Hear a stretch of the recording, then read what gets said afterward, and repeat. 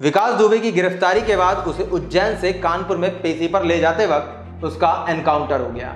उसके बाद social media पर मानो प्रतिक्रियाओं का बवंडर सा आ गया। कुछ प्रतिक्रियाएं एनकाउंटर के पक्ष में थी, कुछ विपक्ष में। पर अगर गौर से देखें तो इस एनकाउंटर पर कई सवाल उठते हैं।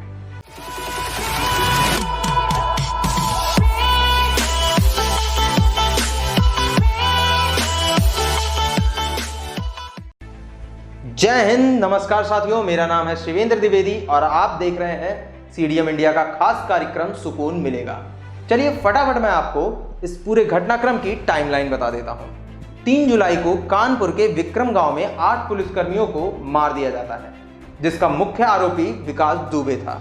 मौके पर और पुलिस पहुंचती है और उनपे ताबड़तोड़ गोलियां बरसाई जाती हैं, जिससे यह साफ होता है कि विकास और उसके साथियों को और पुलिस के आने की पहले से ही जानकारी मिल गई थी। जानकारी देने वाले की खोज की जाने लगती है, जिसमें चौबेपुर के एसओ विनय तिवारी के ऊपर शक की तलवार लटकती है।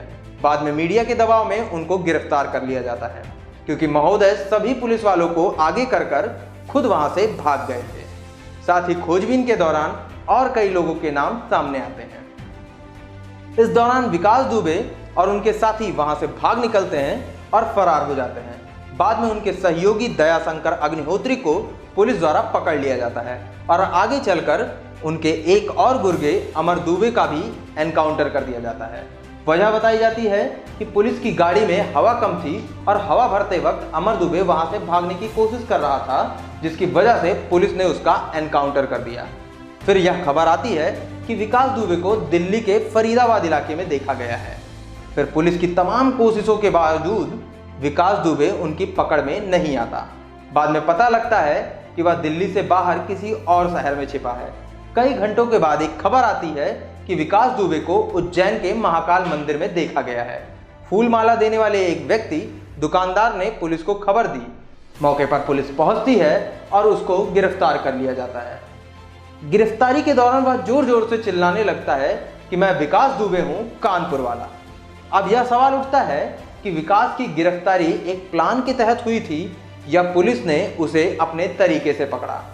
मैं आपके सामने ऐसे 2 पॉइंट रखूंगा जिससे आपको समझने में सहायता मिलेगी कि विकास दुबे ने खुद को एक प्लान के तहत सरेंडर किया था या नहीं।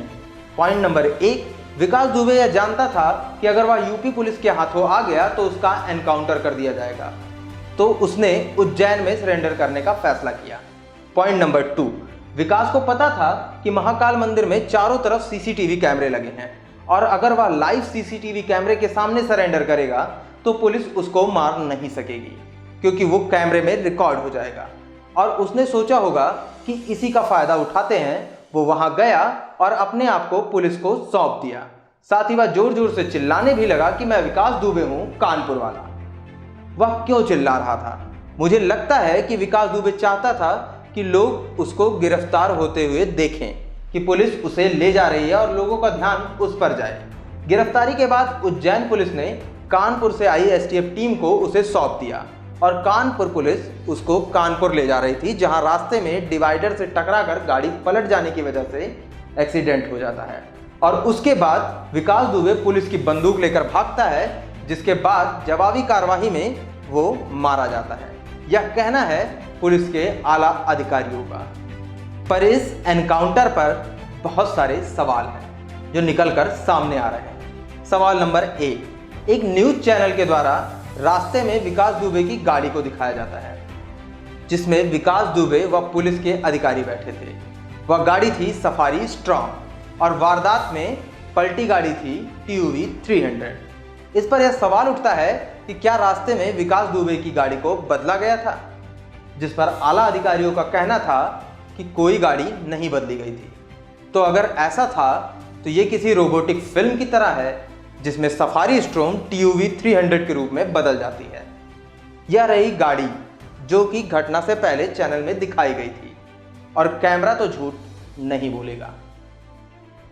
सवाल नंबर 2, मीडिया को वारदात के 2 किलोमीटर पहले क्यों रोका गया?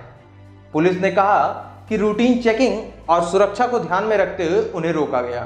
पर मैं पूछता हूं कि मीडिया से सुरक्षा कैसे खतरे में पड़ रही थी? तीसरा सवाल, जब किसी का एनकाउंटर होता है तो यही खबर क्यों सामने आती है कि पुलिस प्रशासन की गाड़ी खराब हो गई थी। विकास दुबे के साथी को मारते समय भी गाड़ी में हवा भरते वक्त वह भागा था और उसका भी एनकाउंटर किया गया था। इसी टाइप की कहानी नेटफ्लिक्स में हमने कई बार देखी हुई है।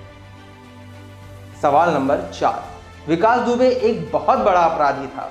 उसके ऊपर 60 से ज्यादा मुकदमे दर्ज थे, फिर भी उसके हाथ क्यों खुले थे?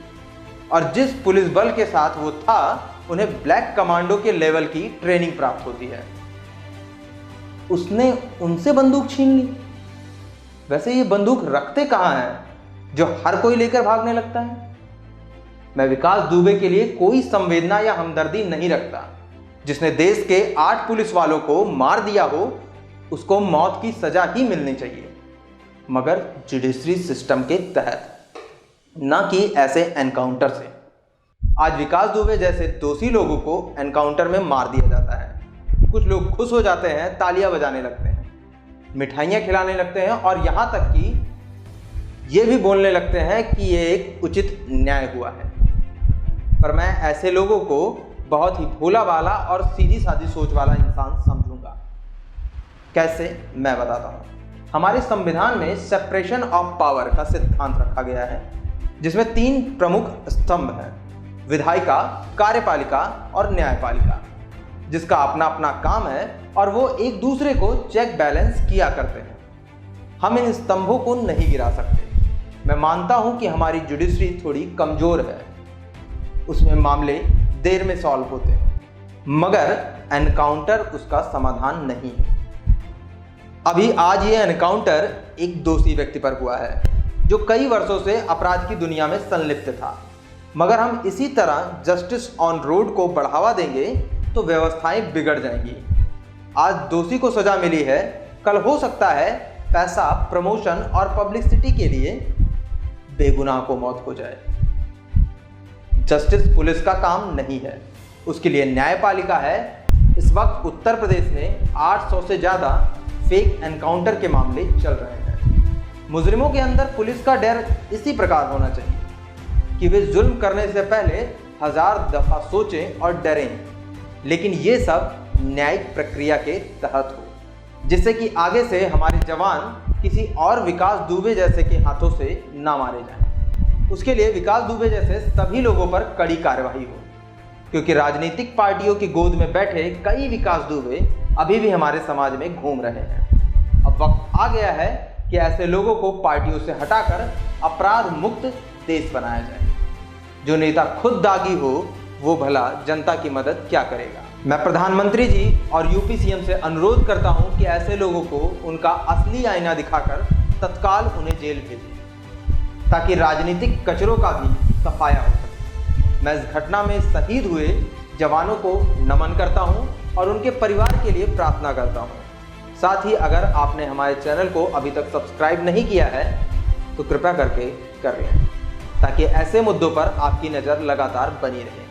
फिर मुलाकात होगी। आप हमारे चैनल को जरूर सब्सक्राइब कर लीजिएगा, बेल आइकन को भी प्रेस कर दीजिएगा, जिससे कि आने वाली सभी वीडियोस की नोटिफिकेशन आप सभी को मिल सके। वीडियो को शेयर कीजिएगा, कमेंट भी कीजिएगा और ये सब फ्री है। अपना ख्याल रखिएगा, तनाव से दूर रहिएगा, अच्छा सोचिएगा, अच्छा करिएगा। जय हिंद, वंदे मातरम।